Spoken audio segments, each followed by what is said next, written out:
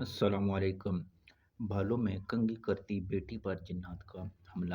اب اس مسئلے کا حل کس طرح کرنا ہے، اس قانون میں انشاءاللہ پڑھتے ہیں۔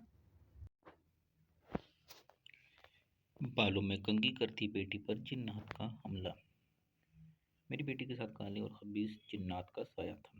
یہ معاملہ اس دن شروع ہوا تھا جب وہ نہا کر غسل خانے سے باہر آئی اور صحن میں بیٹھ کر بالوں میں کنگھی کرنے لگی۔ اس دوران اسے کوئی چیز نظر آئی اور وہ وہیں بے ہوش ہوگی، ہاتھ پاؤں مڑ گئے اور وحشت آوازیں نکالنے لگی۔ اس کی والدہ نے دیکھا تو بے ساختہ شور مچا دیا۔ گھر والے سب اکٹھے ہو کر بیٹی کے ہاتھ پاؤں ملنا شروع کر دیا اور فوراً اسپتال لے گئے۔ ڈاکٹر نے جسمانی کمزوری سمجھ کر ڈرپ لگا دی۔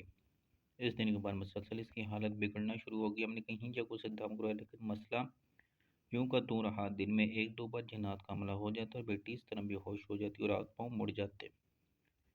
ہم سب گھر والے بے پاس اور لاچار کھڑے دیکھتے رہتے۔ جو صورتیں اور دوائیں یاد ہوتی وہ پڑھ پڑھ کر دم کرتے۔ اس طرح چلتا رہا۔ بیٹی کی صحت کمزور، جسم سوکھ کر کانٹا ہو گیا۔ ہمیں جہاں بھی کوئی بتاتا تاکہ کوئی بزرگ روحانی علاج کرتے ہم وہاں لے جاتے، لیکن کسی جگہ سے بھی مکمل طور پر آرام نہیں آیا۔ یہ مسئلہ چند دنوں کے لیے رک جاتا، پھر شروع ہو جاتا۔ پھر ہمیں کسی نے عبقری تسبیح خانے کے بارے میں بتایا۔ ہم یہاں آئے لیکن یہاں آ کر ہمیں پتہ چلا کہ حضرت صاحب سے انفرادی ملاقات کے لیے پہلے سے وقت لے لیا جاتا ہے۔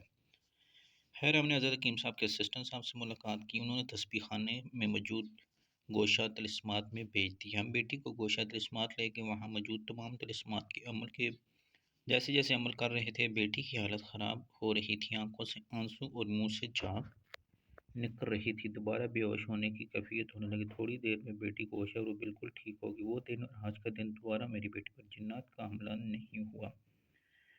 ناظرین دیکھیں، جہاں طاقتور روحانی عملیات یعنی کہ قرآن و وظائف کیے جاتے ہیں تو وہاں پھر اللہ کی رحمت ہوتی ہے۔ جہاں اللہ کی رحمت ہوتی ہے وہاں مسائل